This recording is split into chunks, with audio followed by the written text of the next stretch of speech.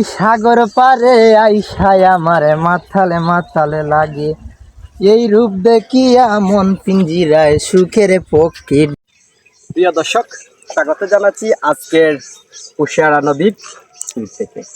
তো আমরা আসছি কুশিয়ারা নদীর তীরে। তো এখানে আসার পর একটি আমাদের খুব জনপ্রিয় একটি গান মনে পড়ে গেল, আর সেই গান আপনাদেরকে ব্লগের মাধ্যমে উপহার দেব।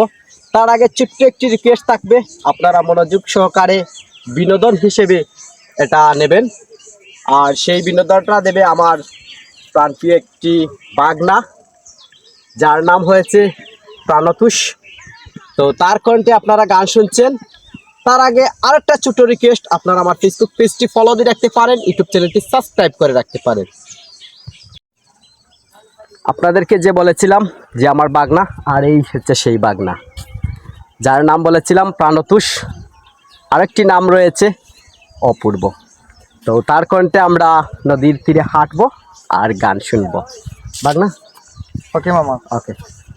এই সাগর পারে আইসায় আমারে মাথালে মাথালে লাগে, এই রূপ দেখিয়া মন পিঞ্জিরায় সুখের পক্ষী ডাকে। এই সাগর পারে আইসায় আমারে মাথালে মাথালে লাগে, এই রূপ দেখিয়া মন পিঞ্জিরায় সুখের পক্ষী ডাকে। পারতামে যদি তাইকা যাইতাম এই সাগরের পারে, ঝিনুক মালা গাইতা কাটাই দিতাম জীবনটারে। আমার মন বসে না শহরে, ইট পাথরের নগরে, তাই তো আইলাম সাগরে, তাই তো আইলাম সাগরে। এই নীল জলেতে বাসাই দিতাম সুখের দুঃখ যত, এই নীল জল দিয়া বারণ করিতাম হাজার শুকনো কত। ওরে পারতাম যদি তাইকা যাইতাম এই সাগরের ফারে, ঝিনুক মালা গাইতা কাটাই জীবন থারে। আমার মন বসে না শহরে, ইট পাথরের নগরে, তাই তো আইলাম সাগরে, তাই তো আইলাম সাগরে। আমার মন বসে না শহরে, ইট পাথরের নগরে, তাই তো আইলাম সাগরে, তাই তো আইলাম সাগরে।